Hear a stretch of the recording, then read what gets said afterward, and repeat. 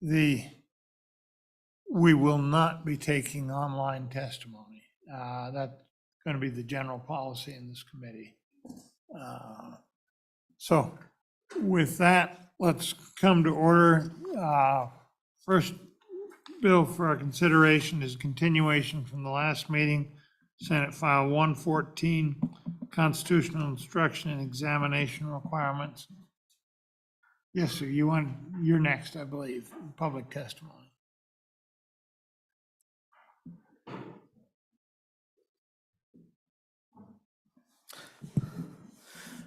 Thank you, Chairman Scott and Senators, for the opportunity to be able to speak today on Senate File 114. The continuation gave me an opportunity to put some notes down, so I should be able to go through this fairly quickly.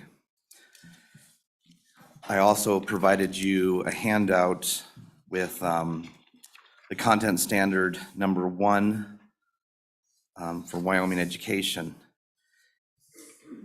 Currently, the standards are assessed at the end of grades 2, 5. Can you tell us who you are? Oh, I'm sorry. My apologies.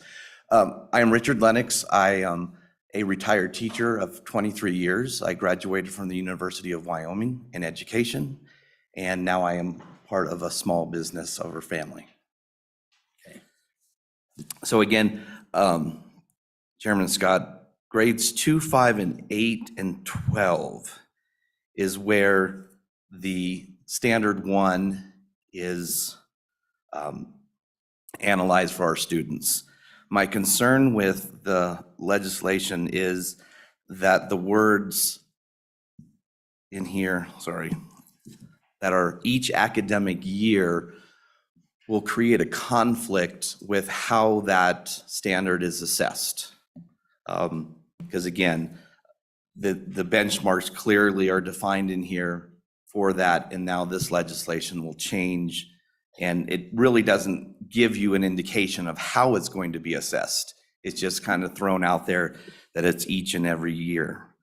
So we're not necessarily changing the standards, but we are completely kind of restructuring how they are going to be viewed from year to year. I want to point out that civics education is alive and well in Wyoming content standards. And in fact, it is standard number 1. And then the state statute concerning civics is well established in Wyoming Statute 21-9-102. So there's no conflict between what the Wyoming statute is asking and what the Department of Education is providing. What the citizenship and immigration test, where that comes from, is I think that's all that can be added to this, because the sentiment of civics education already exists. Now, beyond the conflict of time frame as far as when things are assessed, I think another conflict arises that the citizen and immigration test is at a very low level.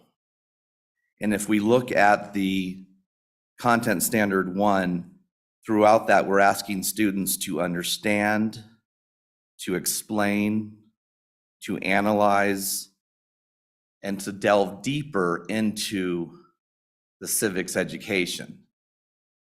This test does not do that. This test is just asking students to know something.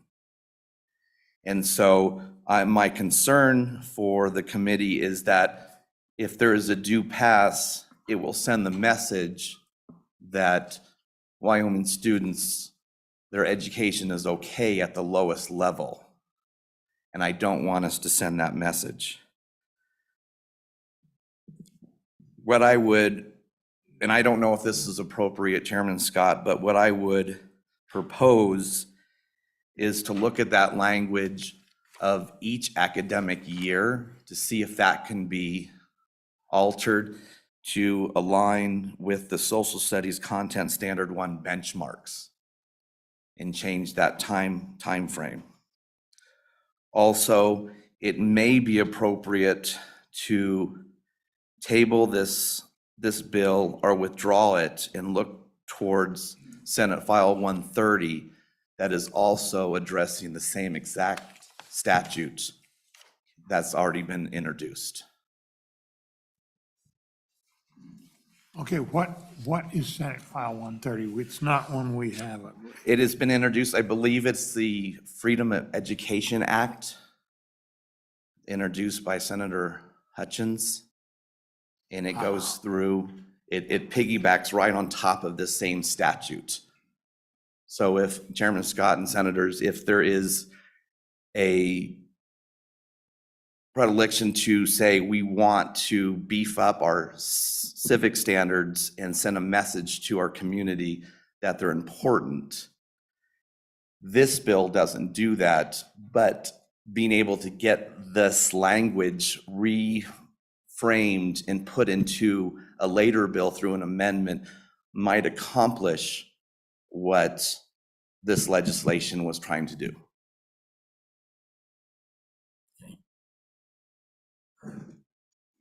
Committee, any questions? Thank you very much, sir. Thank you. Mr. DeCaria, I believe you were next, and then I'm going to call and ask, is there anybody else?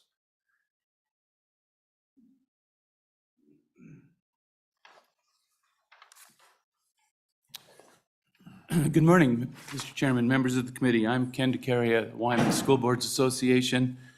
And let me start out by saying that we support high-quality civics instruction. I mean, we want that. But with that, a little bit reluctantly, Mr. Chairman, I have to speak against this bill because I don't think that this is what is going to get us to that point.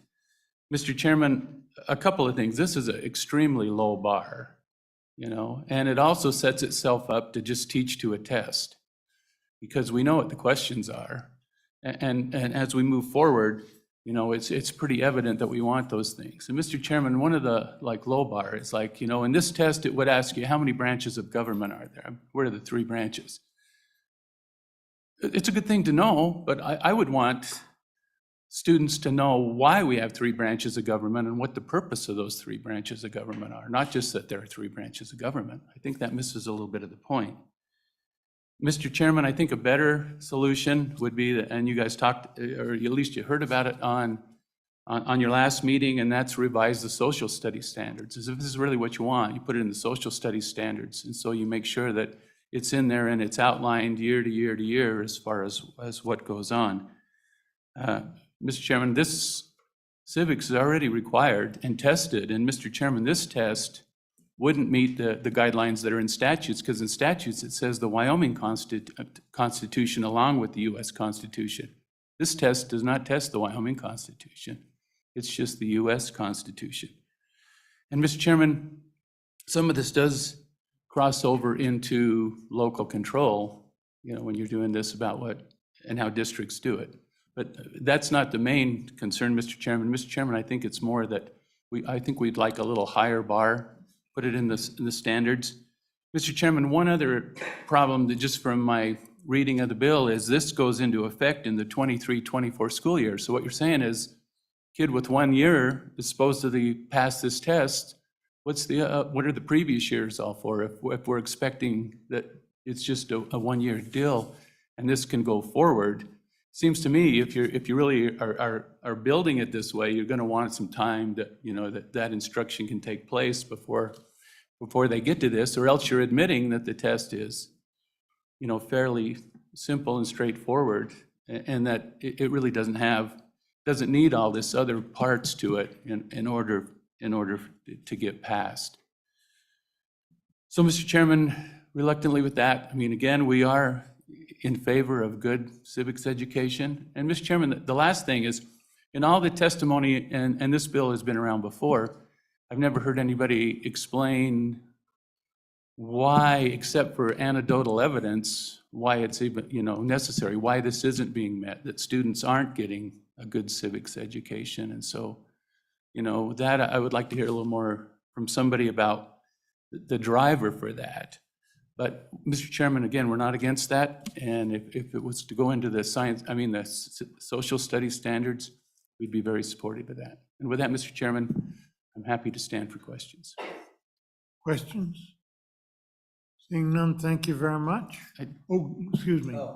Did you? Yeah, Mr. Chairman, just one question regarding the low bar.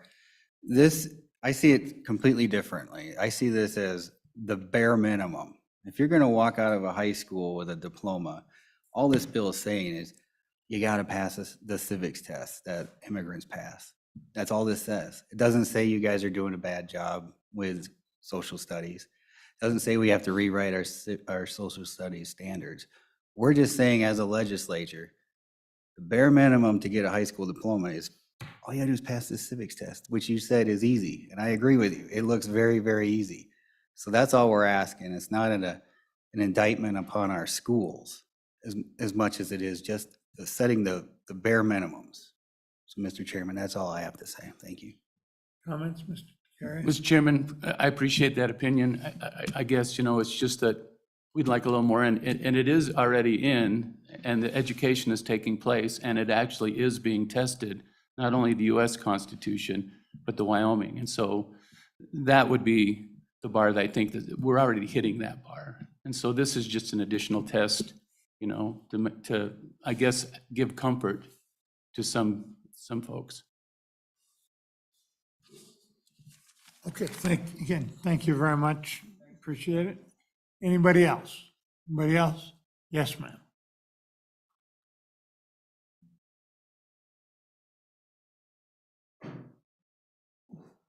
Thank you, committee. Chairman, my name's Marguerite Herman, and I come here simply as just got off the school board here in Laramie 1, and I was there for 2 terms. And during my term, this bill, or some iteration of it, came up before, and someone on the committee said, and I talked about how as you've heard from, I'm sure, the past testimony, that the concepts or the information included in the civics test, or the citizenship test, are included in the district assessments. And someone said, have you seen your district assessments? And I said, oh, well, I should do that. And I looked through the entire social studies district assessments of my district.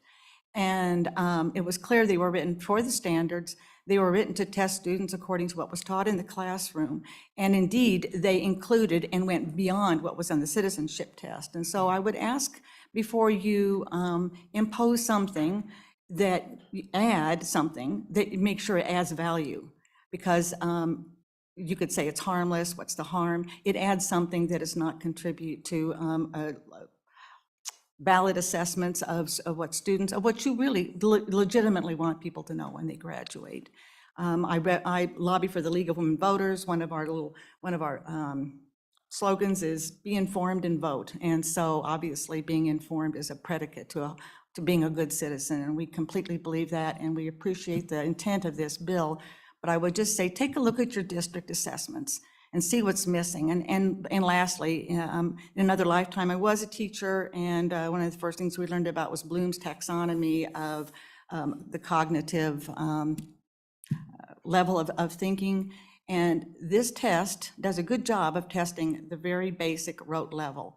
It does not get into the higher levels of evaluation and analysis and synthesis, which district assessments do. They go from top to bottom, and I would suggest that that is a better test of what we want kids to know.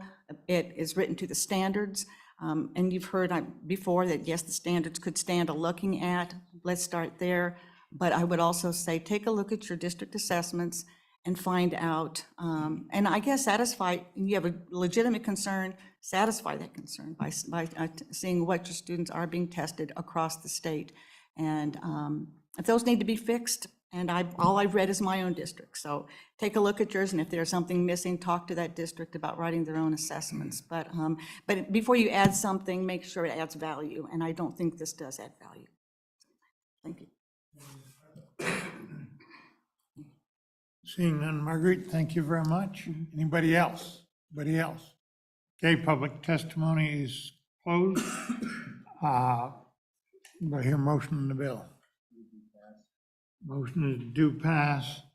And let me say, we've got 2 members missing up in appropriations, and presuming they come back in one piece, the policy here is I won't put out a bill without 3 positive votes, and I will hold it open until I get their votes, yeah, if need be. So, committee, and I'd like the sponsor to come forward. There've been some suggestions, and let me start with one from yesterday. On page 2, line 14, there was, I believe you were the one that was suggesting putting the word written in after in passing the and before civics, say written, because there's some oral tests too, and we're not seeking to reach those. Is that a correct understanding? Mr. Chairman, that is what I suggested. I think that we're okay with just the way it is. I think when they talk about the civics test, it is a written test Okay, so the oral tests are not included in that. That is included in correct. that, so Yeah, we don't yep. really need that. I don't think so. Visiting Okay. with the Department of Education. Solves that. I do, Mr. Chairman, I do have another suggestion, Okay. if that would be possible. Yes, go ahead. After visiting with the Department of Education, and obviously they sent out some information to the committee, and I think maybe the rest of the senators, not, with the standards and the crosswalk that they showed, we're reaching the questions already the way they're doing it. So I would suggest that on line 17, continuing over to page 3, on page 2, line 17, continuing to page 3, delete all the new language and insert the old language. Okay, so the instruction levels would remain where they are now. That is correct, Mr. Chairman. Okay, that makes sense to me, committee.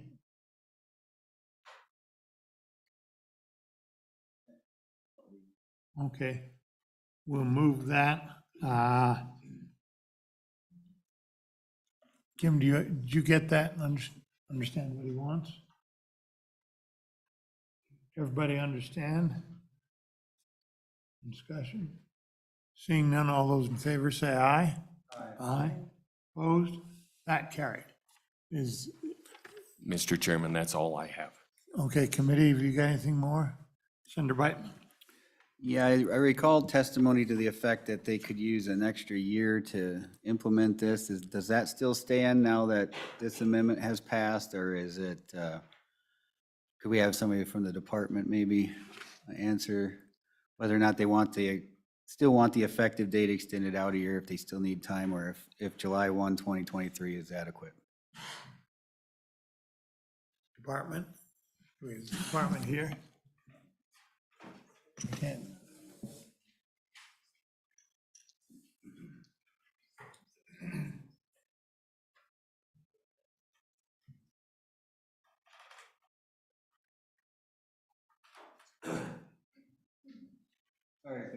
No, that's all right. Thank you, Mr. Chairman, committee members, Dickie Shaner, Department of Ed, Senator. With that amendment that just passed, we don't think we need to bump the date out. It'd be okay. Okay. Thank you very much. That takes care of that. Anything else? Anything else? Okay. We ready for the question? Call the roll, please. Senator Biteman? Aye. Senator Brennan? Aye. Senator Rothfuss left an absentee form voting no. Okay. Senator Steinmetz? We'll hold the vote open for her. She's captured up in appropriations right now. And Chairman Scott? Aye. Okay, we have the necessary votes to put it out. We will hold it open so Senator Steinmetz can be recorded. The next bill for consideration is Senate File 117. I believe the Senator Dockstader in Committee 10 right now.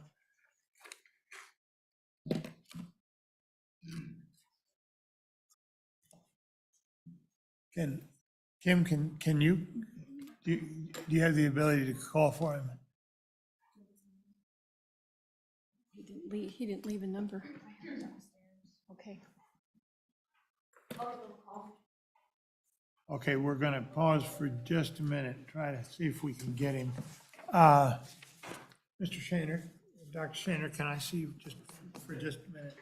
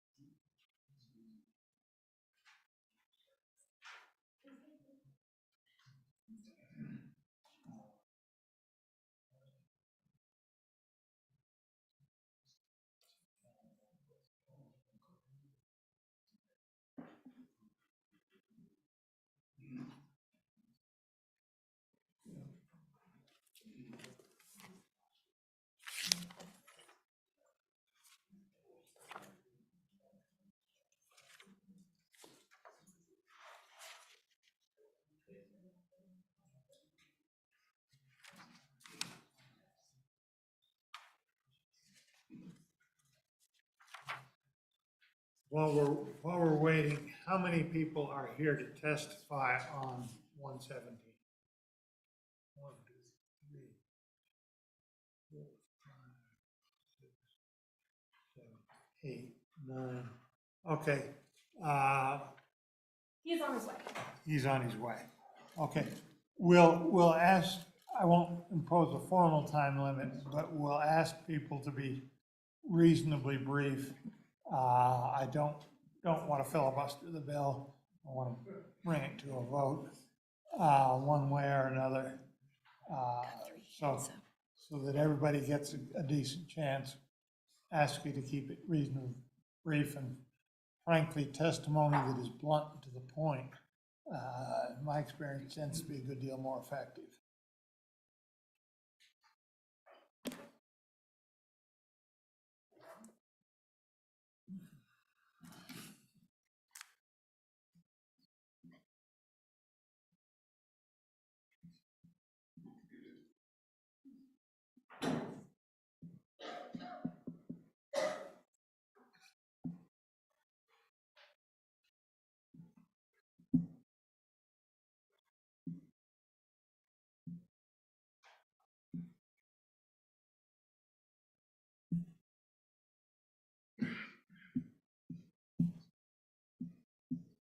The delay is that Senator Dockstader is a member of committee number 10, and they meet at the same time we do, so we had to summon him from that committee.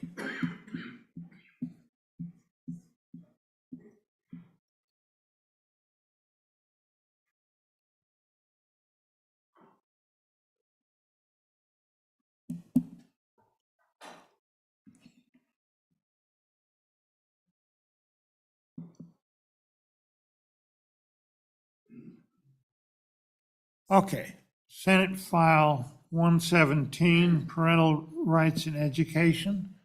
Senator Dockstader, you're on. And apologize, we have 2 members captured by appropriation. Thank you. And I apologize, I was in another committee looking for the appropriate time to step out. And all of a sudden I got the call that you're ready, so thank you. Catch my breath here from running upstairs.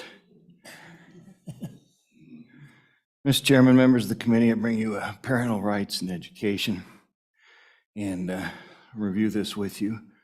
Of course, the title covers, as you can see, provides for parents to maintain their, or to receive information regarding their students.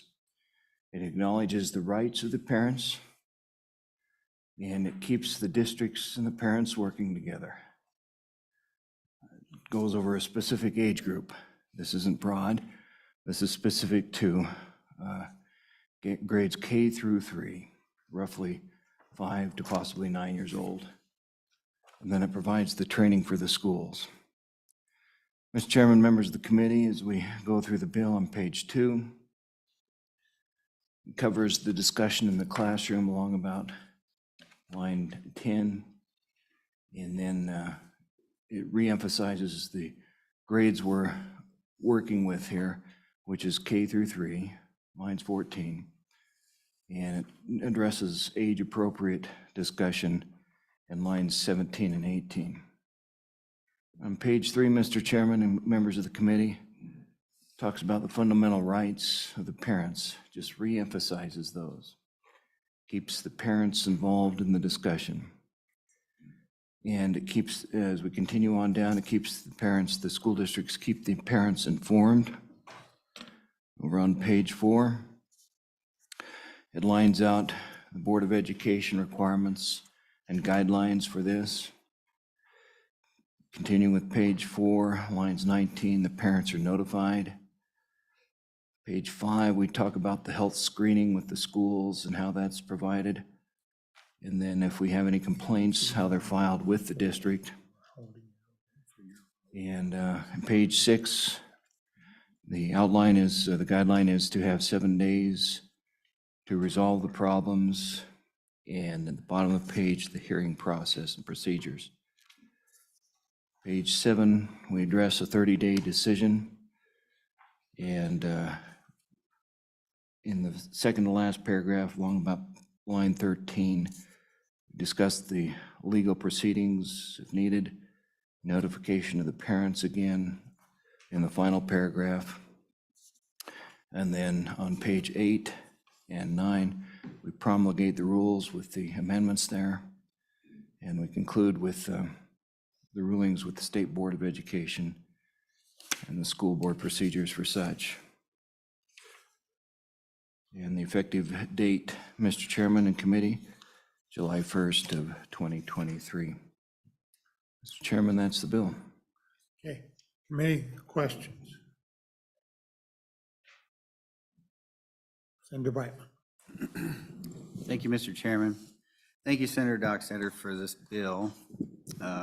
Question that I get asked a lot is, let me see if I can find it. Page 2, Romanet 1, where it talks about for students grades kindergarten through 3rd grade. Can you explain as to why you cut it off at 3rd grade and why we shouldn't have, does that mean we shouldn't have age-appropriate talks all the way through 12th grade? And does that kind of in a backdoor way say that after 3rd grade, they can cut the parents out of the situation?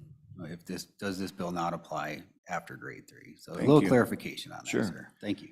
Thank you, Mr. Chairman. Senator Biteman wanted to focus on the youngest children, the children that we would hope that the parents will be fully involved with, and the discussions could be happening at home with between parent and child. Not necessarily opposed to those upper grades, but Senator Biteman and Mr. Chairman, I was looking for specific to that age group. Let me follow on, if I may, Senator Brightman, on that. As I read the bill, what you're saying is this topic is not age-appropriate, kindergarten through grade 3. And then when you get beyond grade 3, I read too little I, that discussions are appropriate, but they need to be age-appropriate. And that makes sense to me. And you're asking the State Board of Education to give us some definition of what is age-appropriate, because of course it'll change as we go up. Is that a correct reading of the bill? Mr. Chairman, correct, and not in a manner that is not age-appropriate or developmentally appropriate for students in accordance with the standards established by the State Board of Education. Thank you, Mr. Chairman. Okay. Senator Brightman. So that answers that question, but the other question was regarding the parental involvement after third grade. So I get a lot of emails on this, and I hear a lot from my constituents that, yes, even in junior high and high school, they want to know what's going on. They don't want to be cut out of the picture. Would this cover them as well, or is this only? Mr. Chairman, in questions to Senator Beitman's question, Senator Beitman, technically, no, it does not. I was focusing on the youngest, what I call our precious ones, and that's where my focus was. But I would hope that we would keep our parents involved all the way through the process. I know as we raised our children, it didn't stop in high school. We had a full assessment every day. Okay. Following up on that, looking at page 3, line 9, it says no procedures adopted under this paragraph shall prohibit parents or guardians from accessing any of their students' education or health records created, et cetera. So am I right in reading that as the parental rights to find out what's going on are protected all the way through with this bill? Is all the way through the, Mr. Chairman, the bill is designed just for that, parental rights in education. That's the focus, sir. committee, further questions? If not, I've got one. One of the problems you get in this area is the unfortunate circumstances where the problem is the parent. There's abuse or something like that going on. And you have an exception built in on, starting at page 3, line 22, nothing in this paragraph, which is this too little I that starts on line 14 of page 3.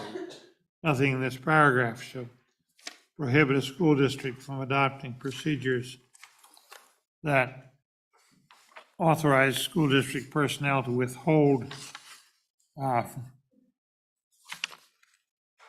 from disclosing to a parent or guardian information about students' mental, emotional, physical health, or well-being if a reasonably prudent person would believe that disclosure would result in abuse as defined by 14.3.202AI, which, when you look it up, is our standard child abuse definition in Title 14, or neglect as defined in that, and the reference there is to the neglect subparagraph of that same statute. That's I think, a very necessary exception.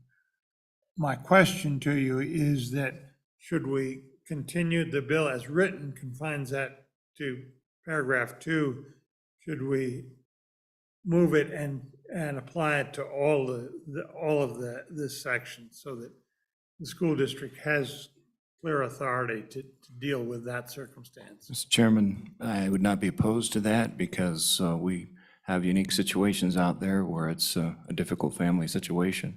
And Mr. Chairman, if you feel that that would properly address that that issue, then be open to that. Yeah, it seemed to me that the exception that you had here was well written, except that I thought it maybe needed to apply a little broader. Thank you. Okay, committee, any further questions? Questions? Thank you very much. Thank you, Mr. Appreciate it. Chairman. Thank you, Mr. Chairman and committee. Okay. We'll ask State Department of Education if they want to comment, and then we're just going to throw it wide open and first come, first serve sort of thing. No comment? Okay. Who wants to speak to this bill? I will, okay. Teachers Union is up first.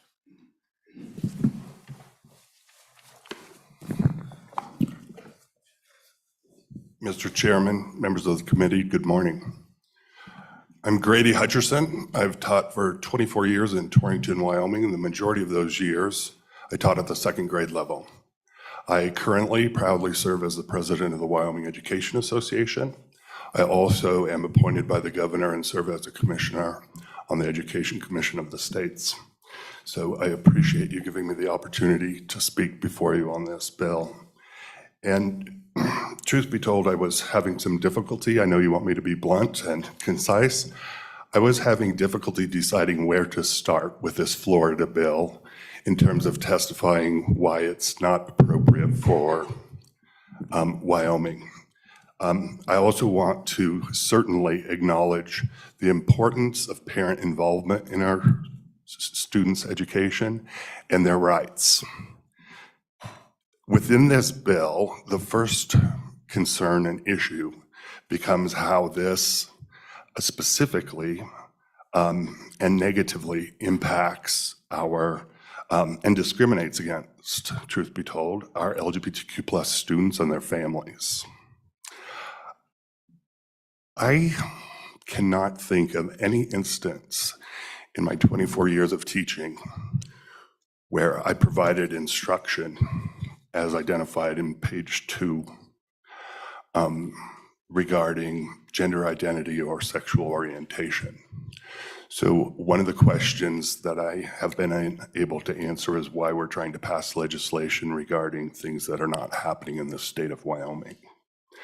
The bill then continues to address numerous issues related to the student services for monitoring, related to their mental health, their emotional, physical health, well-being. I'm not even sure what is being defined by those. I don't know if any of you all are.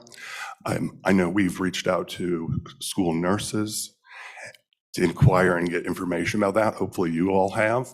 But there are unintended consequences. So if parents waive some of these rights, and then a student in K3 isn't feeling well, and because not all of our schools have nurses, if the nurse isn't there, or if the school secretary asks that student health questions like, does your tummy hurt? Is your throat sore? All of those things become embedded as ambiguous in this bill that aren't defined. So it becomes very problematic. It also it was dubbed the Don't Say Gay bill because it does not clearly, I shouldn't say it doesn't clearly. It's so ambiguous that then as a second grade teacher, I wouldn't even know what I could or couldn't say if a student asked a question or brought up an issue related to gender or sexuality. Some of the other concerns that I'll quickly share, we talk about developmentally and age appropriate. I will tell you in my years of experience, I was shocked at what some of my second grade students knew because of older siblings or movies or internet, and those items just can't be ignored. Yes, parents need to be involved in the conversation, and I always did. Lastly, I will tell you that this Florida bill specifies things for us, for the State Board of Education to do that is typically not within their realm. Yesterday, the State Board of Education met, and it was brought up that there are asks in this bill of the State Board of Education that they normally have nothing to do with. So because of all of those concerns, I would encourage each of you to vote no on this bill. It does nothing to improve student achievement, and we also know that it negatively impacts our educators and the ability for them as professionals to do their job. And I will stop there, and I'd happily stand for any questions. Thank you. Senator Black. Thank you, Mr. Chairman. Where do I start? So when you throw out the word discriminates against, that's a very serious word, allegation. Where in this bill specifically does it say we're going to discriminate against anybody in the state of Wyoming? Mr. Chair, Senator Beitman, it discriminates against any of our students who may or may not be, or who have family members who are LGBTQ plus, because it forbids us from having a conversation with them, or for them to even be able to say that they may have two dads, for example, or two moms. When this bill passed in Florida, the very first thing that happened was a lawsuit against the state of Florida. So in my opinion, it does discriminate against LGBTQ+ students and families. And we also know that even the American Bar Association argued that this bill runs afoul of the First Amendment. So we'll stop there. Thank you. Mr. Chairman, page 2, line 8. No school district shall permit classroom instruction by teachers or any other person on sexual orientation and gender identity for students in grades kindergarten through 3.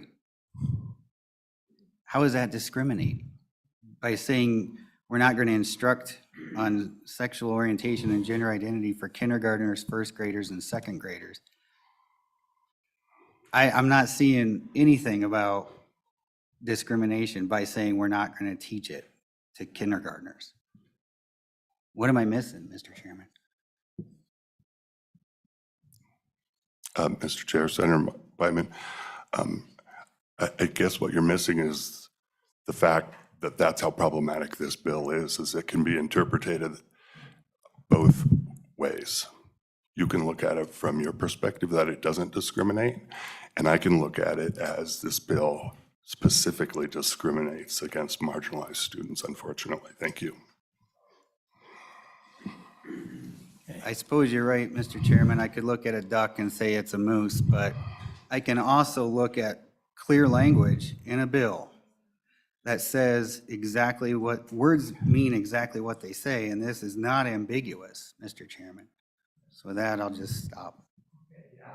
Get into a big debate, but I think it's a real concern. I've heard all kinds of allegations that I can't find substantiated in the bill.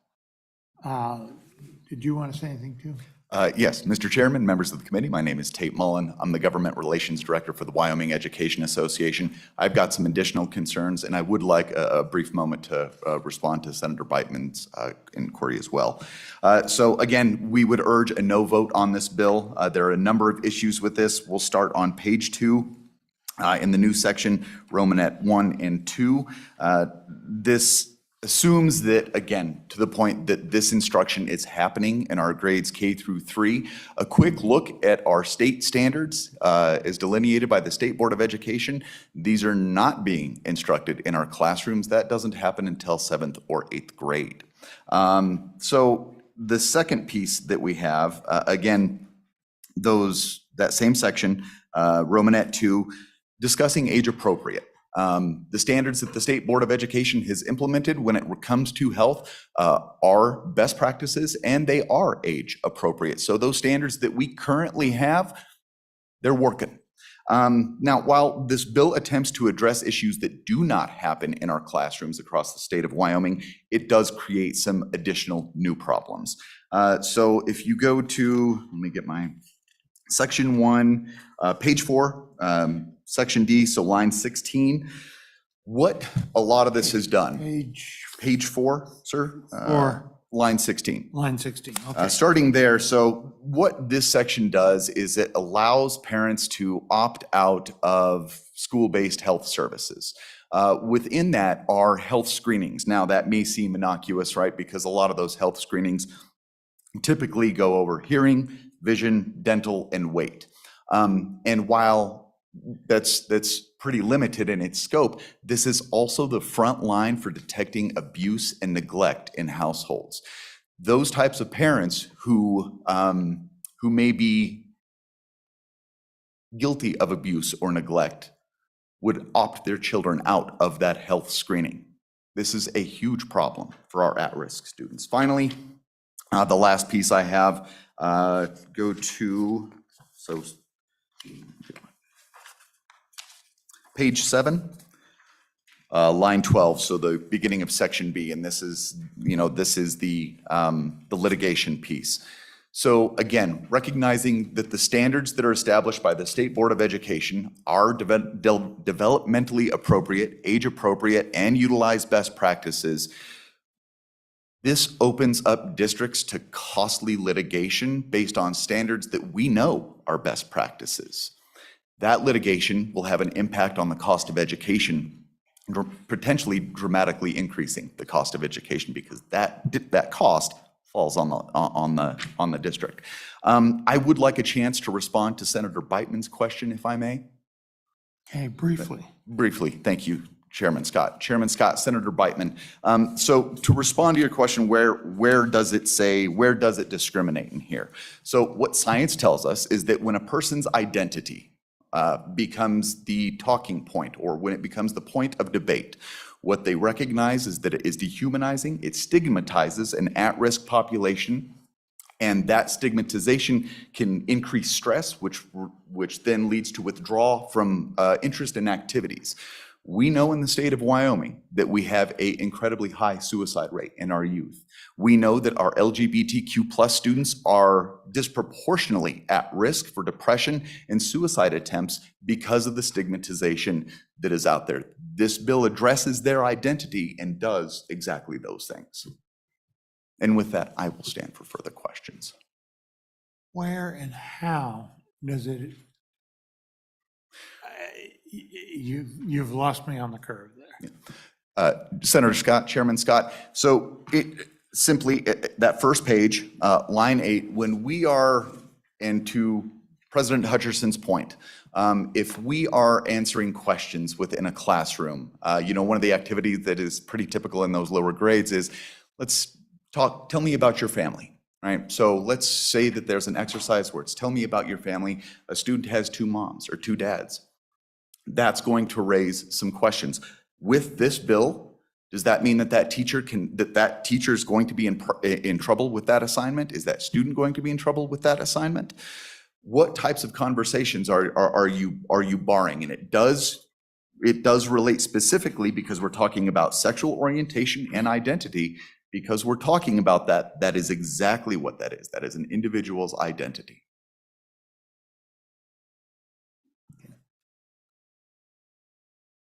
Anything further? Okay, thank you very much. Next, over here.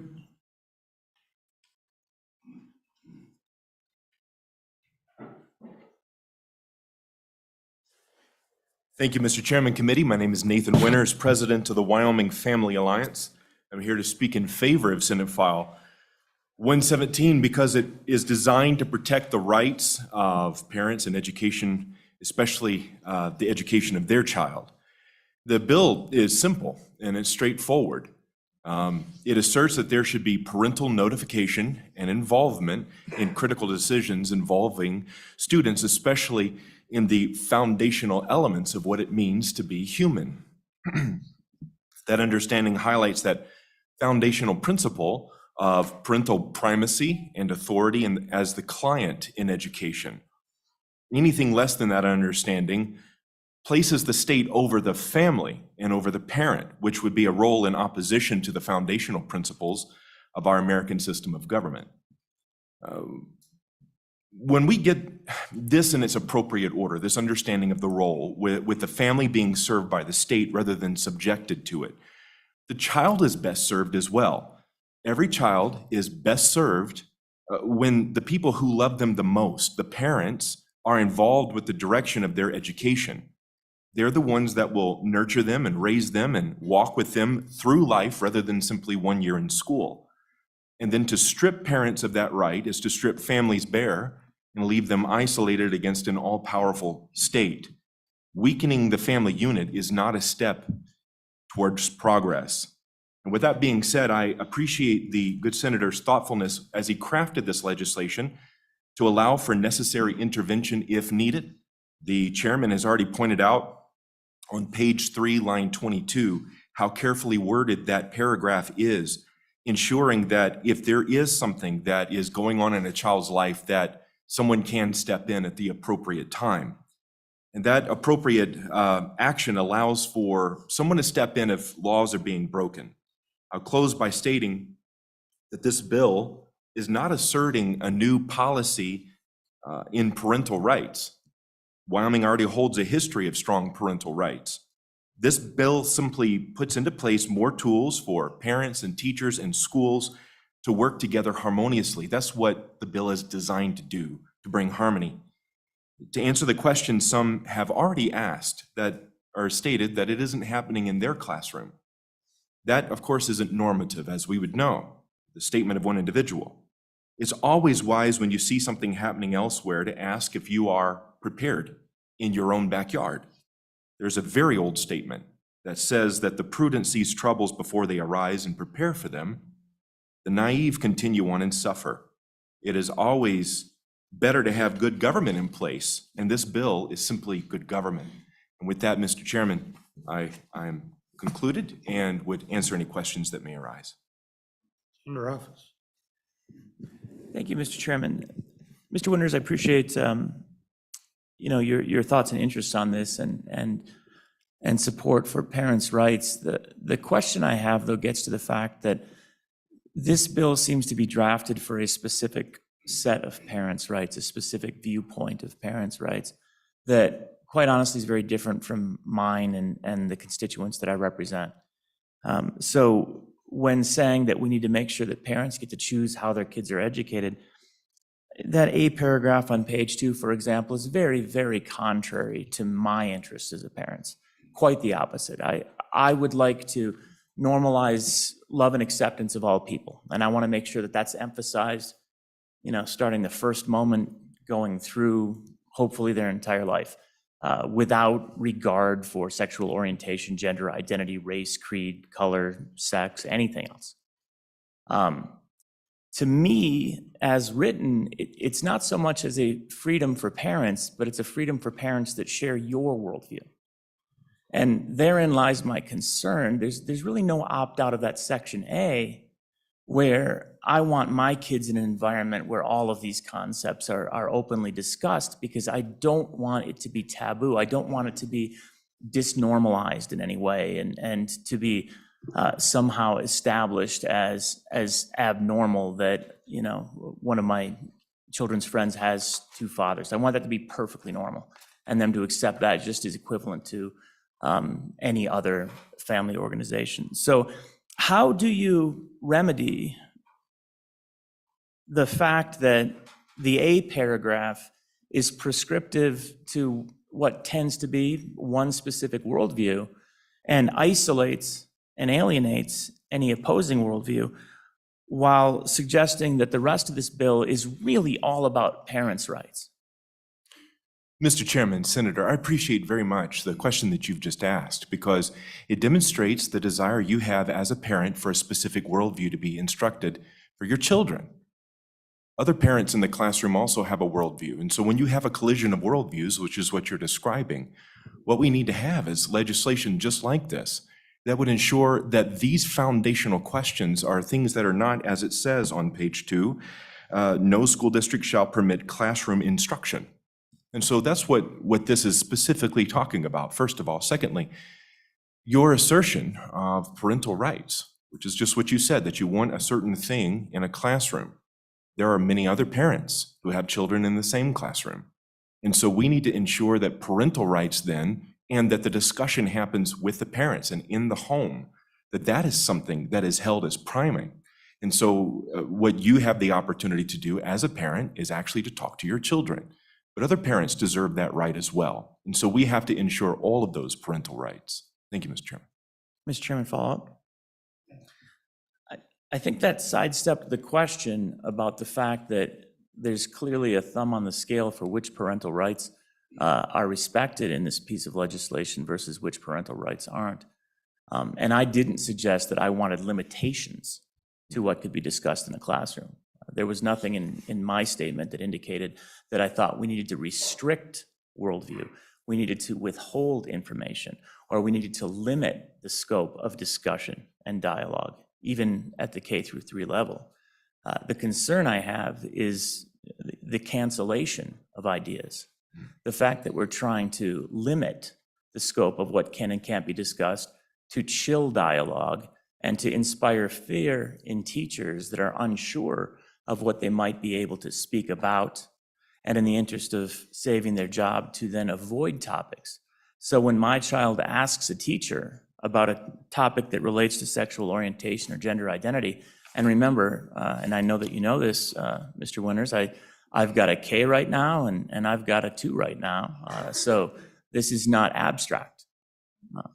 I want them to be able to ask those questions, and I want the teacher to not run away out of fear for their job in responding, because I would assume that a discussion in the classroom is going to count as some type of instruction. Basically, the teacher responding in any way is going to be a part of instruction, because that's what the teacher's role is. So I don't know how we allow that teacher to understand that I want my children to be able to openly engage in any dialogue without restriction. So how can we achieve your interests of having a restricted dialogue that does not go into certain realms that are not consistent with your view, while allowing my child to have open access to anything they want to discuss? Mr. Chairman, again, I thank you for that question, because it comes back around again to the question of the age appropriateness of dialogue. And in a conversation that a teacher may have with someone else, all this bill is asking for is to ensure that the parent is brought into the conversation, the parent or the guardian. And so when we talk about how a school and a family are supposed to be able to work together, this bill is ensuring that that dialogue will happen. Secondly, again, it comes back down to what the instruction should be in the classroom, not simple questions. And secondly, in a simple question, it should be something where the default position of anyone in a school would be, well, have you talked to your parents about this? And so what we want to do is uphold the primacy of the family, and I think the bill does it very well. Thank you, Mr. Chairman. Okay, anybody else? Thank you. Who wants to be next? We'll go this way, and then we're going to gradually work across the room. Mr. Wendy. Mr. Chairman, Bill Winnie, Sublette County, 30 years active duty in the Navy, where I interacted with young people basically right out of high school. This bill, I support the bill, and I find this bill about the difference between sophistry and hype that you will hear in news media and other places versus the appropriate role of school and teachers necessarily. The devil is in the details. You've already seen some of that in the presentation and questions, and I would ask the committee not to lose focus. I don't see this bill as about parental rights per se, but I see it as about the role of schools and teachers. And what do you or the legislature want going on? Where do they cross over from setting an example? All children need examples. Kids will grow themselves up. They just need to see examples of adults that are functioning well in the world. Where do they cross over from that to pushing an agenda? I don't envy you what you're doing here, but I support the bill, and subject to your questions, thank you. Bill, just for the record, will you identify yourself? I'm sorry, Bill Will Winnie, you- Sublette County. I know you testify for this committee a lot, but, okay, Sublette County, and you're speaking on behalf of yourself, right? Private citizen, yes, sir. Okay, thank you. Okay, questions? Thank you very much. We'll go over here. Yes, ma'am. Are you two together? Come on up. And then we'll go to the back of the room.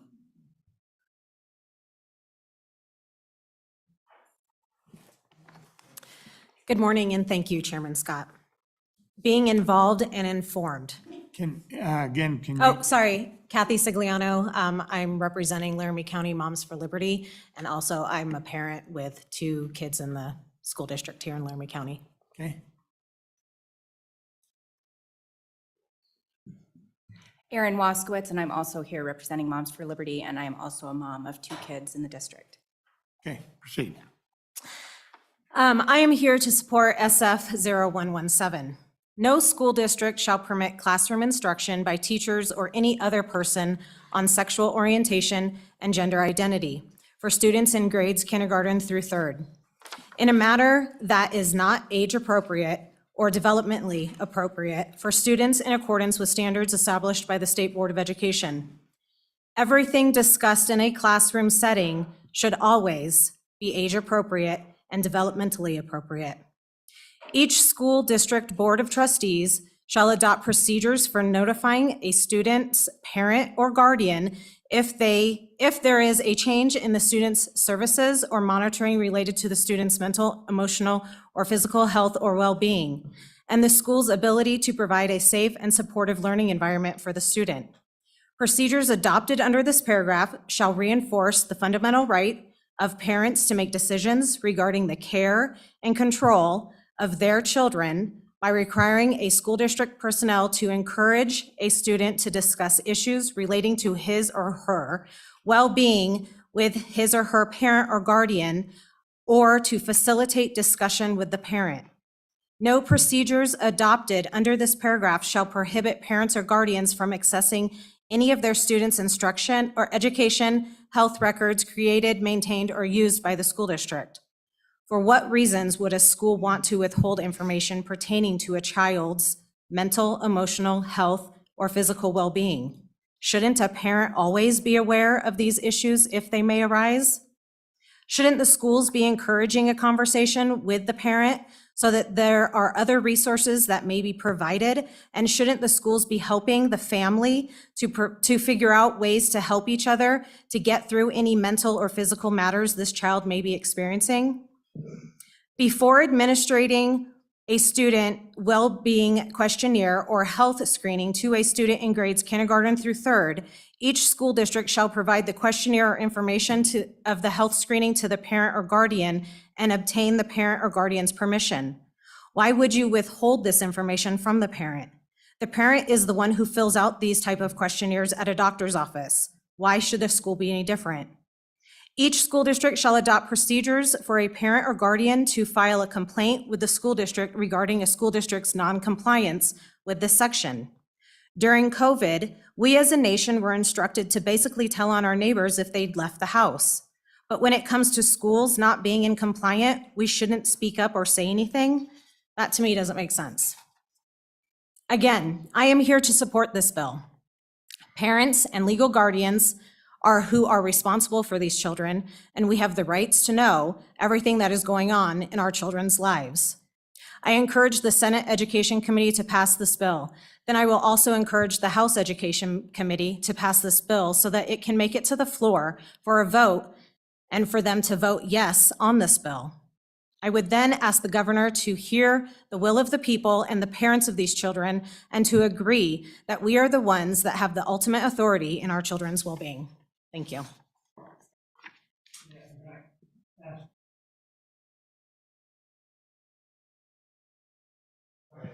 Thank you, Chairman. Again, my name is Erin Waskowitz, and I want to thank you for your time and service. This bill is a great step in the right direction, but I do have some concerns and questions. The reason I'm passionate about this bill is that I have a 13-year-old daughter and a 10-year-old son. We pulled them out of public school in 2020 because of the mask mandate with intentions of sending them back. Unfortunately, with a light being shown on public education, we're quite scared to send them back.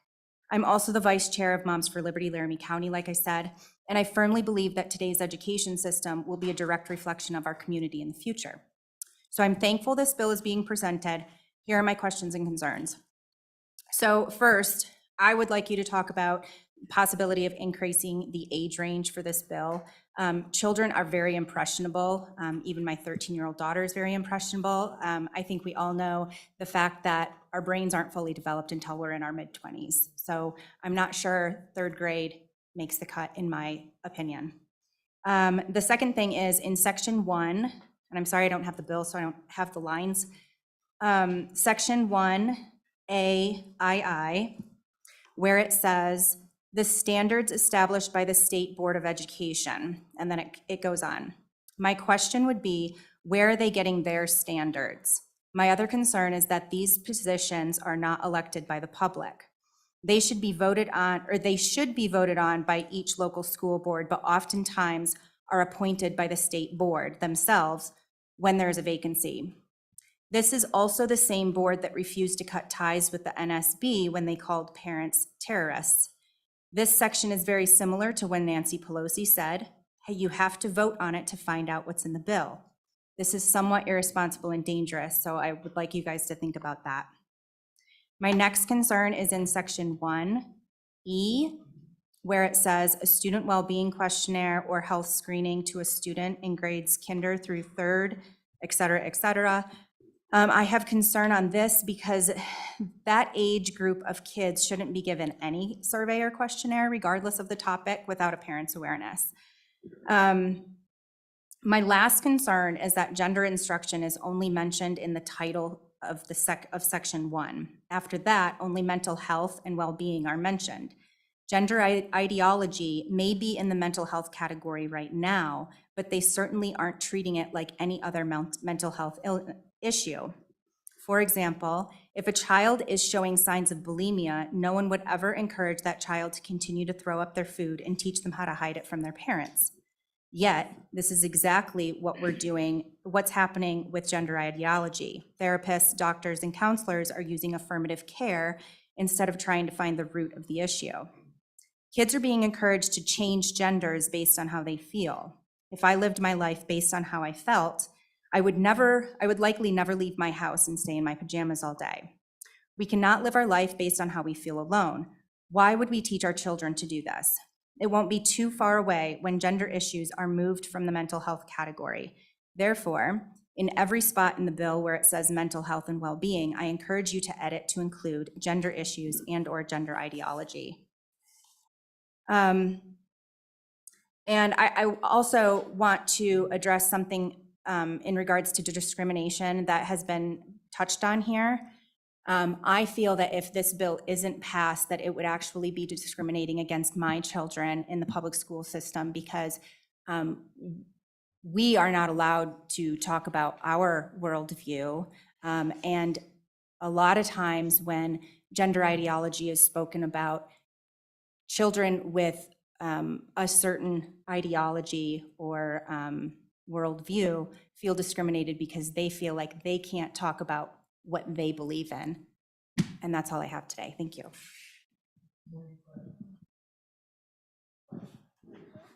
So do you feel, Mr. Chairman, do you feel that the right response then is to ensure that your kids, but also other kids, can't talk about what they believe in?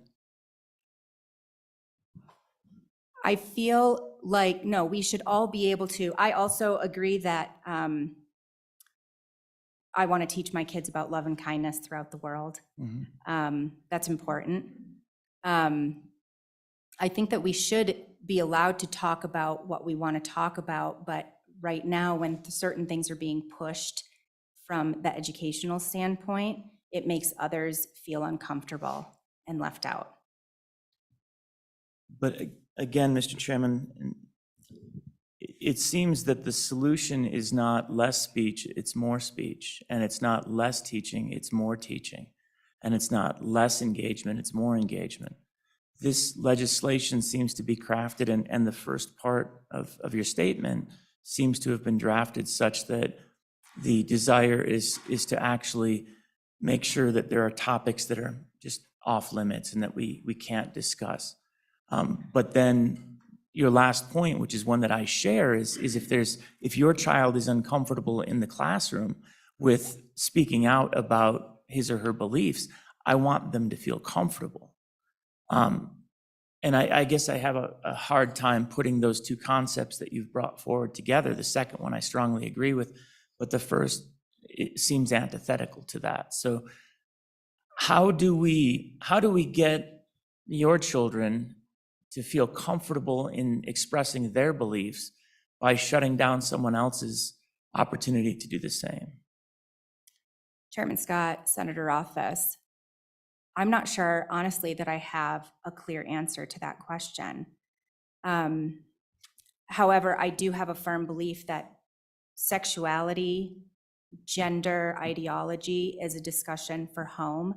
When I grew up, sex ed was talking about the reproductive system and the basic mechanics of that. And now we're getting into all kinds of other stuff that is a conversation for parents to have with kids. It's not a conversation for any other adult to have with my kids.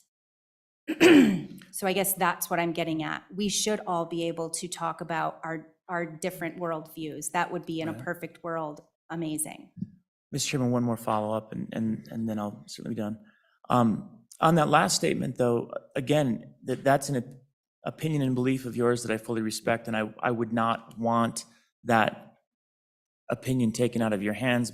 But again, it's not necessarily one that I share, where I'm perfectly comfortable with my kids having these open conversations with other students and in classrooms. And again, I guess part of what that means is that what I contemplate to be age appropriate and what you contemplate to be age appropriate is very different, and what topics we would like. This bill seems to say that we're going to start with the most restrictive approach, and that my rights and views are not going to be as respected as yours. I want both of our rights and views to be respected, and that's my biggest concern with this. So I guess just to be a little challenging, why should your view get to win and my view get to lose on this one? Chairman Scott, Senator Rothfuss, I guess I would answer your question with a question. Mm-hmm. What are the benefits to teaching gender ideology K through third? Mr. Chairman, I guess what I would say is we currently have a stigma in society at this time where we have a large still portion of the population that considers perfectly natural, normal, healthy, loving relationships to not be those things. And part of that is because we isolate and separate and stigmatize those discussions. And we come up with language like the A paragraph where we want to maintain that. I want my kids to understand that love is love. I want them to understand that different people believe different things and have different lives and different lifestyles, and that we should all be okay with that. So I think that's the benefit, because somebody said that little ones are impressionable, and that's true. So if they see acceptance, love, and happiness and kindness when they're young, I think they'll model that. So that's the answer to your question. Let's cut this off at this point. Committee, thank you very much. Burlingame, I think you're next.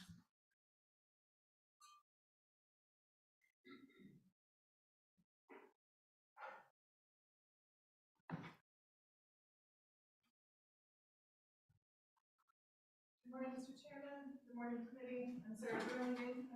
I'm the Executive Director of Wyoming Equality and the mother of 2 children in the Laramie County School District as well. And Wyoming Equality stands in opposition to this bill. Every parent in Wyoming hopes that our laws will ensure our children's safety, protection, and freedom. But bills like Senate File 117, the Florida Don't Say Gay bill, reject those values, and they target LGBTQ kids for bullying and mistreatment, just because who they are, who their parents are. Bills like Senate File 117 create a policy of separate but equal, liberty for some, but not for all. The good sponsor of this bill has acknowledged that he has seen no issue. There's no existing problem that this bill addresses. That isn't surprising, because there's no school in Wyoming that teaches sex ed in K through third before the 5th grade. Supportive of that position? I'm sorry? You're supportive of that provision in the bill? Mr. Chairman, are you asking, do I support holding off the teaching of sex ed specifically until, no, I don't take a position on that. I just know with kids in the district that in the 5th grade, that's when they get their very first instruction. It's a big week, we hear about it like this Friday, this is it. But it's really more about an exhortation to use deodorant than it is like any conversation about romantic pairings. Like, that's where we land in the 5th grade. I know in our school district. But we do have children in our schools with same-sex parents, and we have children who are beginning to suspect that they might be different than their peers. And they're hoping, and some of them are praying, that they're going to be accepted. Those are lonely, desperate prayers, the prayers of children longing to belong. Wyoming schools should protect all students, including LGBTQ students, so that they can learn and thrive in a safe environment. Senate File 117 is an attempt to force schools to violate that most basic trust. And to be clear, there's a really easy litmus to understand the perniciousness of this bill. The language states gender identity and sexual orientation are off limits for folks. But everybody has a sexual orientation. Everybody has a gender identity. No one is absent from that. But no one has suggested that acknowledging opposite-sex parents or little girls playing tag and having crushes on little boys should be pathologized, because we accept the dignity and the worth of some parents, and we do not bring bills to criminalize some children. So LGBTQ students should have the same opportunities to learn and thrive as other students, but they often already struggle in our schools with bullying, harassment, and being told that they don't belong. When politicians pass laws that say being LGBTQ is so shameful that schools can't even discuss it, the emotional harm can be devastating. These attacks add to the isolation and fear that LGBTQ youth cope with as they struggle to accept and love who they are. But the most important question to me is, says who? Why should we resist the separate but equal framing? Is it the mainstream media? Is it TikTok or Facebook influencers? No. Should we defeat these efforts because the majority of Wyomingites support non-discrimination? That's a super good start, but also still no. We should all show up. And I mean all of us. We should write emails. We should send snail mail. We should show up here at the Capitol. We should put our heart and soul into resisting these bills because Article 1, Section 2 of the Wyoming Constitution, equality for all, it reads, "In their inherent right to life, liberty, and the pursuit of happiness, all members of the human race are equal." It isn't a hedge, it is not a tepid aspiration, it is a promise, and our fidelity to it should be absolute. Why do we make Wyoming our home? Because we believe in that promise. So our schools should protect all students, including LGBTQ students, so they can learn and thrive in a safe environment. Thank you for your time. I'll stand for any questions. Seeing none, thank you very much. Thank you, Mr. Chairman.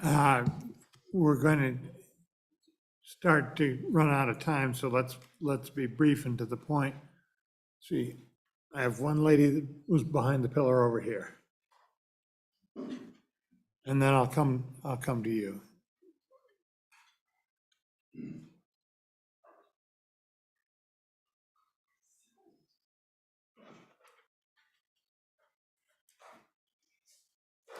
Good morning.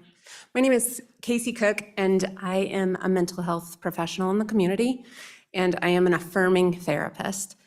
And I just want to address this Florida bill that is completely inappropriate before our legislator and in our state.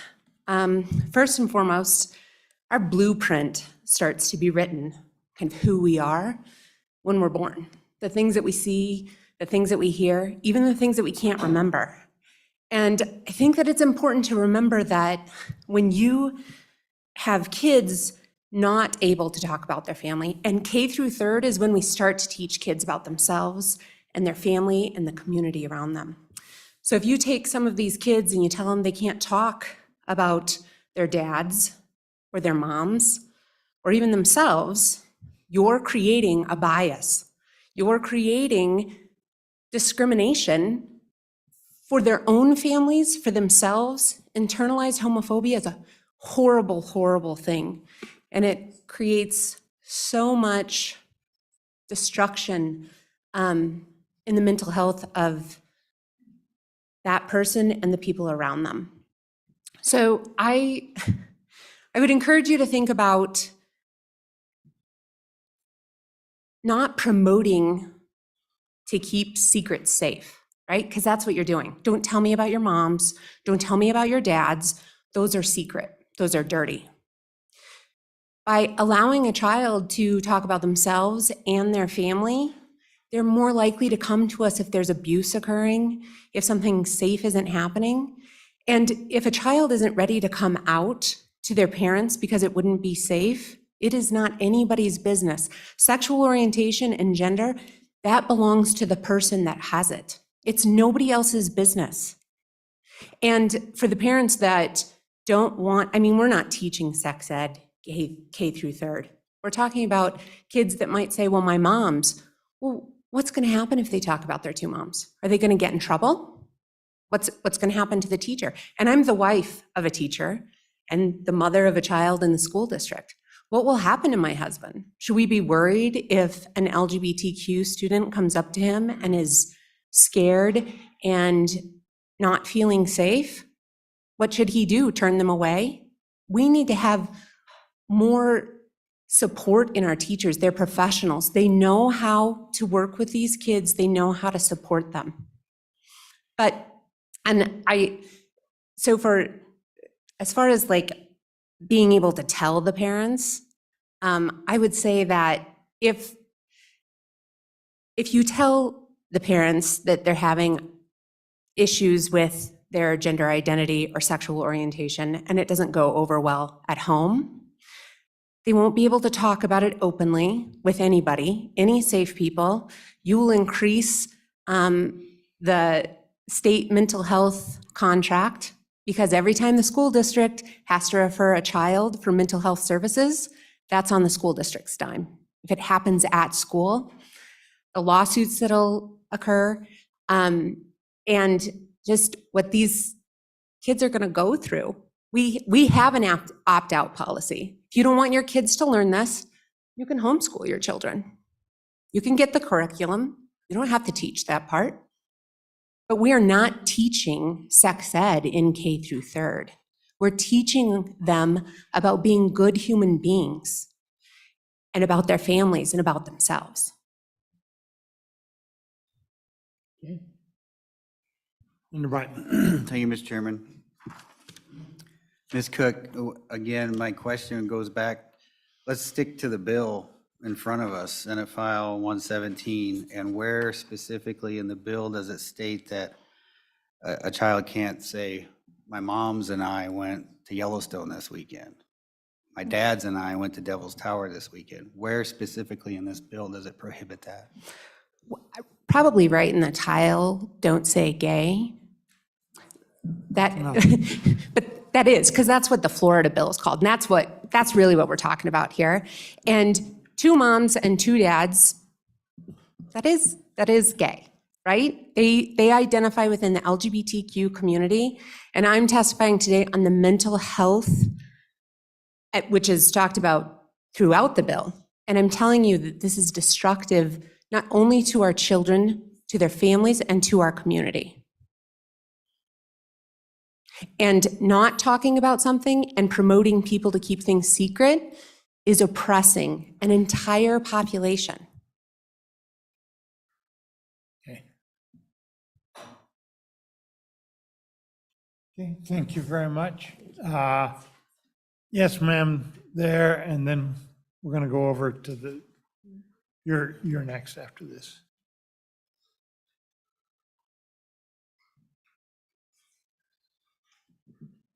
Okay, introduce yourselves. I gather you're together, right?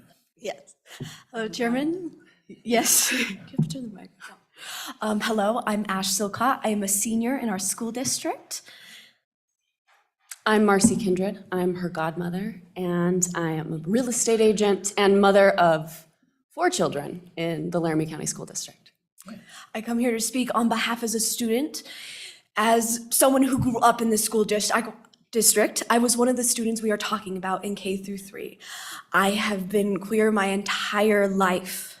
In 1st grade, you can ask my mom, but I was playing house with other kids and would always want to be the dad because the pretty girl in my grade would give me a kiss on my cheek, and that would make my day. But it wasn't talked about. I never had a name for it. I never was questioned on it. I was right, and this was okay, and I was feeling great about myself. But in 5th grade, kids started using the term gay as an insult. Started saying slurs to me when I was like, oh, that girl is really pretty. So I started labeling myself that. In 5th grade, my parents had to drive me to the hospital because I wanted to end my life. My parents were the ones who drove me to therapy every week or so that I would feel okay with myself. I am now 17 years old. I will be turning 18 in a month, and I am finally okay with who I am. But sometimes kids in our school district don't get that. They don't get support at home that I was so lucky to receive. I have almost lost so many friends to suicide because they come to school and say, my parents don't love me. My parents won't love me if I come out to them. I can't say anything. In kindergarten to third grade, we learn who we are in some ways. We learn what is right to wrong. We learn that people are okay. And if we exclude being like, hey, we're going to talk about these kinds of families, but because of this law, we can't do other families, these kids will look at that and be like, I'm not reflected. I'm not there. Am I wrong? Am I supposed to be there? What do I have to do to be there? It's self-destructive behavior that students believe that they have to do to be right, to be loved, to be a member of the community. I have seen it my whole life. Students don't have to be therapists to their peers. Students don't have to talk their peers off a ledge if their family isn't supportive or not, because education doesn't talk about it. We spend 7 hours for 5 days a week, for almost 9 months out of the year, for 13 years of our lives. Our teachers know us better sometimes than our own parents do. So I please implore you to vote against this bill. Thank you.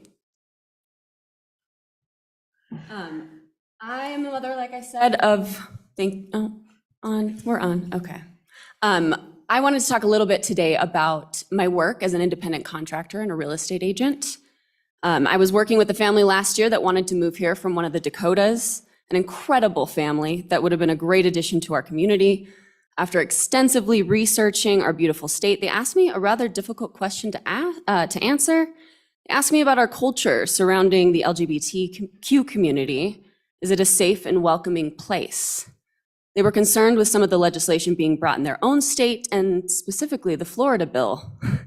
Well, here we are with our very own version of the Florida bill.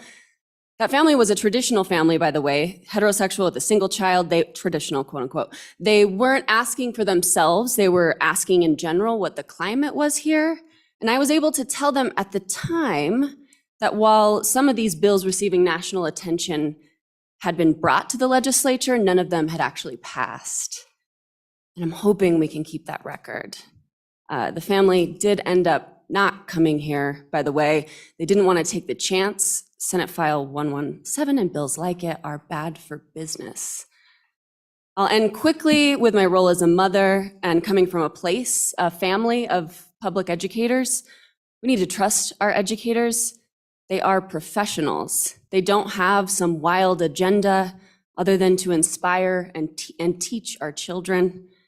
To think that discussions about things other than reading, writing, and arithmetic don't come up during the 8 hours a day they spend with our kiddos shows a lack of understanding of the relationship aspect required of effective teaching. I trust our teachers to do so in an appropriate manner and in partnership with our parents. This bill will make teachers who are already leaving the profession in droves scared that they will say the wrong thing. It will affect their ability to do the thing that they went to school to do, and that is to teach our children. Let's let them do their job. Thank you. I'll stand for any questions. Thank you very much. Thank you. Appreciate it. Yes, sir.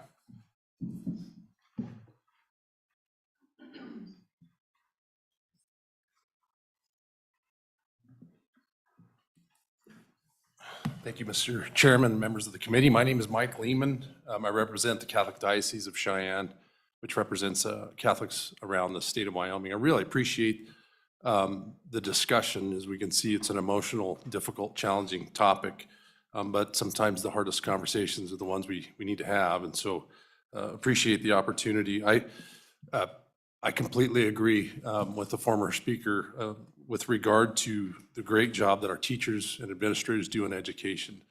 I was thinking about that this morning. I think a lot of us sometimes think about our educators through the lens that we experienced growing up, which sometimes isn't always fair. We don't realize that the day-to-day sacrifices they make, the ridicule, the scrutiny that they're under from so many different folks. And so I do recognize the importance of being very cautious when it comes to the state, mandating any particular policy. And so I definitely want highlight that point.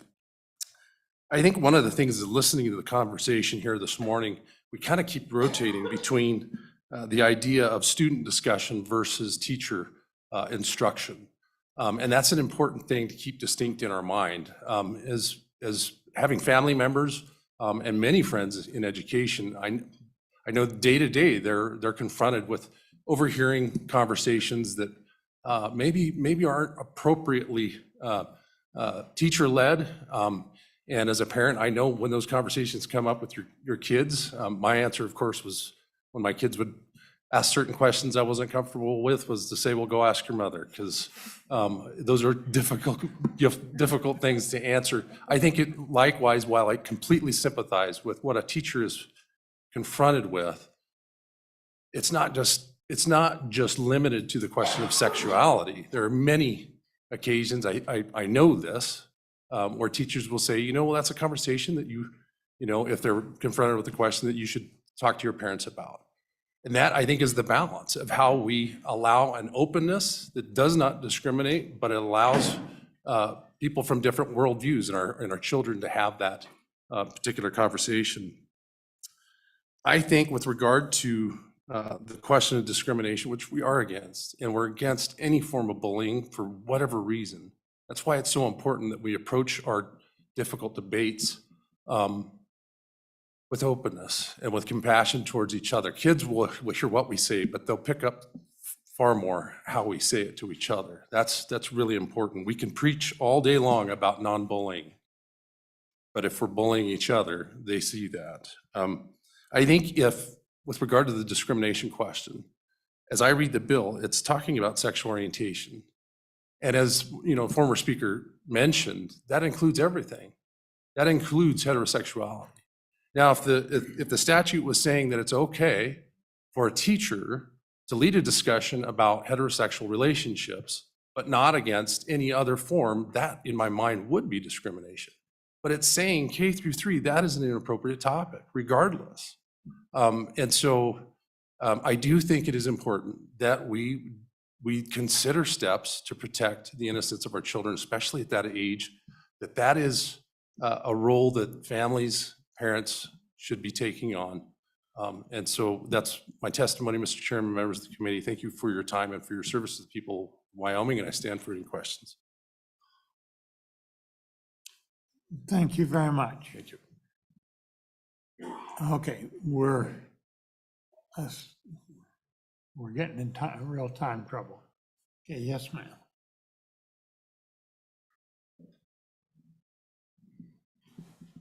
Thank you, Mr. Chairman. Shelley Duncan, and I have a new hat on.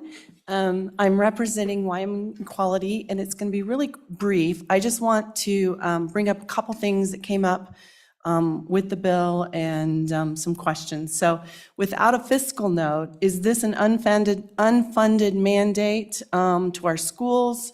Are we adding additional training to our overworked and underpaid teachers? Are we legislating morality? Is this bill a solution looking for a problem?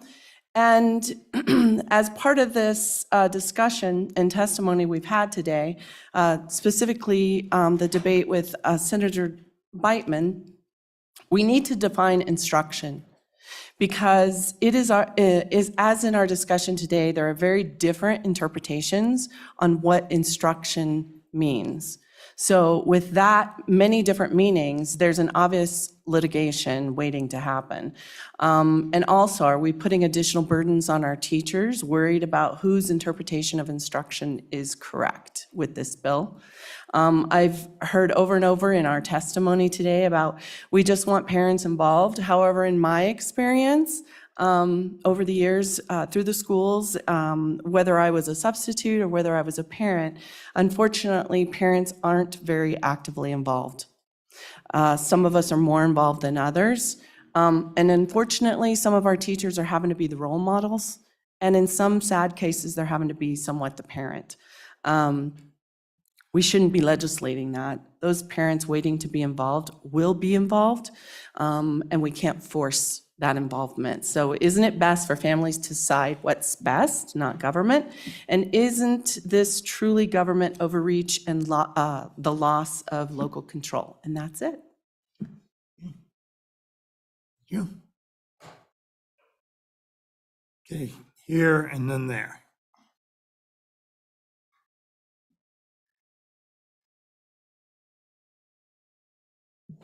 Thank you, Mr. Chairman, members of the committee. My name is Richard Garrett. I was born in Casper, and I live now in Cheyenne, and I speak as a parent of a child in Laramie County School District 1. It's a great school district, great teachers, great administrators, great staff. Our daughter graduated from Lander Valley High School, and that was also a great district full of the same kinds of folks that we found in Laramie County School District 1. A person very close to me grew up with two moms, and in fact, one of those moms taught her third grade, and it was a different time back then, for sure, and yet we're still in the same place. We're still here in Wyoming, and I think it's important to recognize that most, if not all of us, are products of a public school system. So like the previous commenter offered, I wonder if we're searching for a solution to a problem that really doesn't exist in Wyoming. I would also add, and I hope you'll accept these remarks and listen to them very carefully. Based on all of this conversation, it seems that this bill has two subjects. This bill is, in the minds of many folks that have addressed you, all about gender and gender identity, but this bill also on page 4 has a provision that would limit the ability of schools to administer healthcare screenings. Anecdotally, my sister was examined in such a screening at a very young age and identified as having scoliosis, something that had not been identified, in spite of the fact that my parents took all of us to the pediatrician very regularly.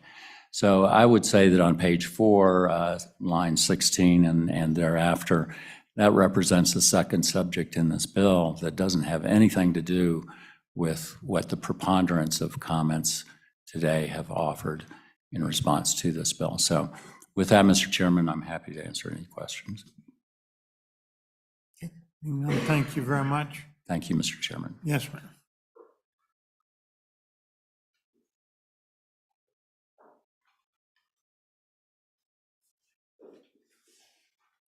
Hello, good morning, Mr. Chairman and members of the committee. I am Mara McManaman, fourth-generation Wyomingite from Goshen County in Torrington, Wyoming. I am a mother of 2 children. With my educational history and personal experience, I am an advocate for parental rights. I am in support of this bill 100%. Thank you, and I'm available for questions. Okay. Thank you. Mark Moody, here in Laramie County and also Laramie County School District 1. I support this bill 100%. Most people in the county do. That's why Laramie County School District 1 elected a parental rights school board that would most likely enforce the laws here that if this bill passes, subject to questions.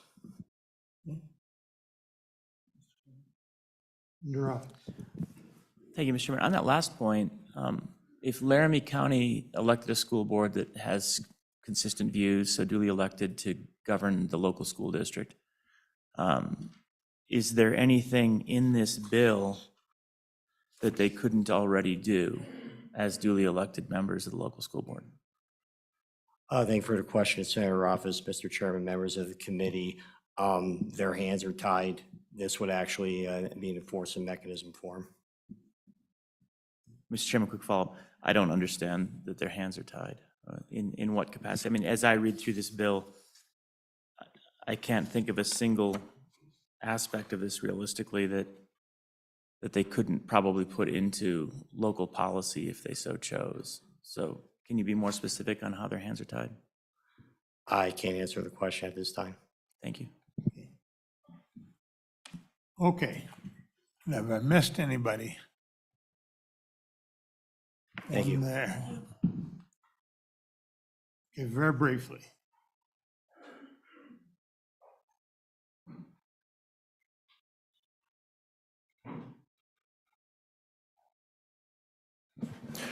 Good morning, Chairman Scott and committee members. Thank you for this opportunity. My name is Steve Milia. I here in Cheyenne. My wife and I both have educational backgrounds, both in public and in private education. I would agree with all the previous supporters of this bill. And it seems like the opponents of this bill, when they talk about the depression and suicide, to me it implies that the sole source are those people that disagree, and there are no other factors in there. I know that I was bullied in school, had nothing to do with sexual identity or any of that sort of stuff. So there's other factors out there that account. I am totally against bullying, and I mean, look at our national Congress, look at our corporate world, look at the adult world. There's a massive amount of bullying out there. And so sometimes we don't give a very good example to our kids. Now, as far as children having problems, it also seems like the opponents of this bill say that, well, parents just don't understand if they don't disagree. My kids, I have 3 daughters and 1 son, and they had problems in school. And sometimes they would tell us, sometimes they wouldn't, sometimes they'd tell the teacher, sometimes they wouldn't. But we stayed in contact with our teachers, and the teachers stayed in contact with us. And we worked it out all the way through. I think parents need to be involved all the way through, especially when it comes to something like this. It's very problematic, it's very controversial, and if a student goes to a teacher and says, I can't tell my parents, the teacher should consult and say, hey, look, we need to involve your parents. We can be there. And a teacher came to us at one time when my daughter was being viciously bullied. It had nothing to do with this particular topic of sexuality. And she contacted us, and our daughters did not want to talk to us about it. Hey, what's wrong with you? Oh, nothing, everything's fine, everything's fine. It's like, no, something's wrong. So we contacted her teacher after she had, the teacher had originally contacted us. And we worked through it. We talked with the other parents of the girl that was bullying our daughter, and we got it worked out. And our daughter was like, you're going to embarrass me. What are you doing? No, I don't want to talk to you about this. Well, she was very open. She got past that fear. And I think that the parents should not be looked at, they just don't understand. And maybe they need to understand. Maybe they shouldn't be looked at as someone who's not going to understand, is going to be hostile towards this particular topic.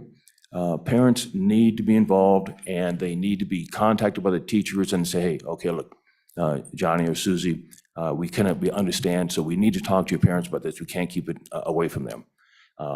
So they could get with the principal, they get with the counselor, they get with the parents, and they all get together with the student, and either maybe eventually without the student, whatever, and talk this through. Not talking it through is not going to solve any problems. Like one of the previous speakers said, the teacher's going to be there for 9 months, and then the parents are going to be there forever. Having us disagree, but still being able to talk about things and work things out is really important. Now, I would hope that you would take that into consideration and not demonize parents. Was it Merrick Garland who said they're domestic terrorists? Okay, I'm a domestic terrorist then on certain subjects, but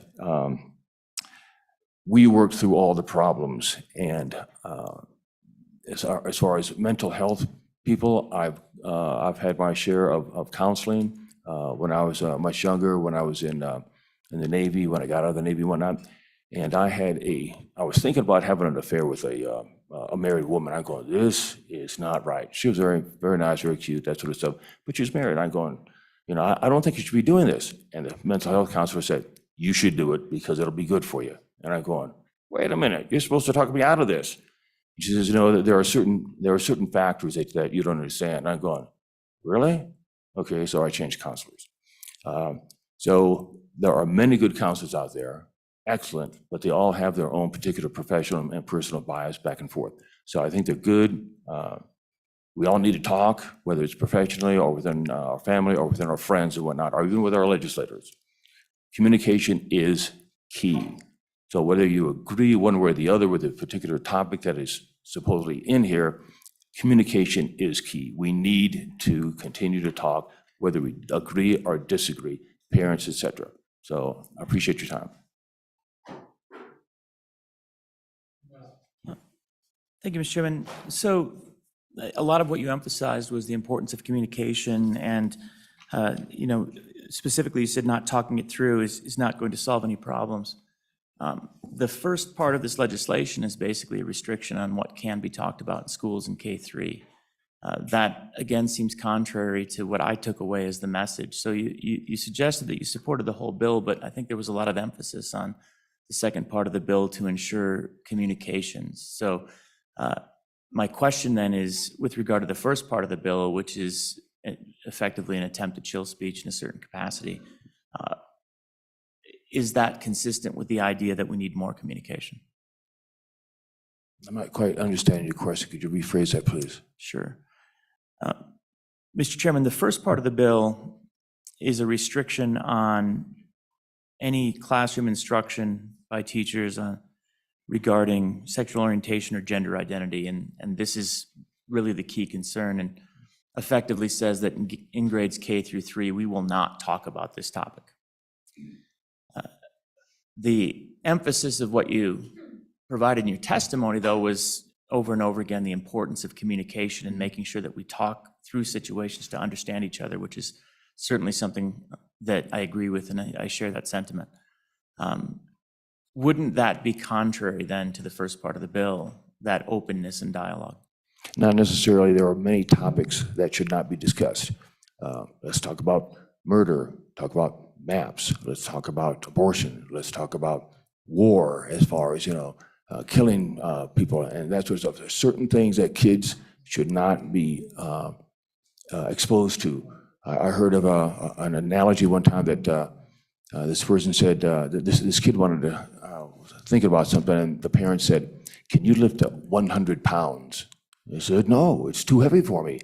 And the parents said, "Well, this topic is also too heavy for you at this point in time. We need to not talk about it." Now, I have a 7- and 8-year-old granddaughters, and I thought, well, maybe I could talk to them about sexual intercourse, because they might say, well, where did I come from? Well, your mom has a vagina and your dad has a penis and blah, blah, blah. I'm going, it would totally be inappropriate for a 7- or 8-year-old.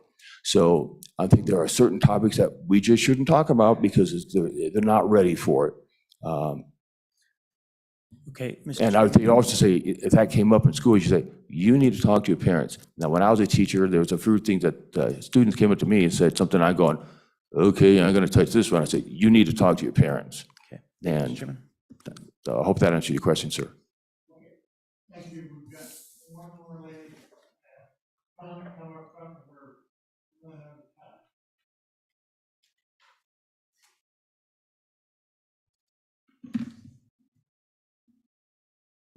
Chairman Scott, committee members, my name is Janet Farmer. I'm a school nurse here in Cheyenne, Wyoming, and I'm also the Wyoming Director for the National Association for School Nurses. I know that there's been a lot of discussion around gender, and I would agree with that open discussion. But I would also like to point out a couple of other areas of significant concern. I was unable on short notice to come up with some exact references. So I reached out to a friend of mine who reached out to a friend of hers. So I'm going to be using that person's words. She is actually a program specialist for the National Center for Homeless Education. The first thing she stated is that in regards to gender education, she says, reading a children's book about mom and dad is a discussion of gender and identity orientation. So you would also be limiting what you're significantly limiting what teachers could do in the classroom. She states that states that have passed these laws have come up against that. Specifically, as I worked as a high school nurse, we would we would have students who were becoming parents, both girls and boys.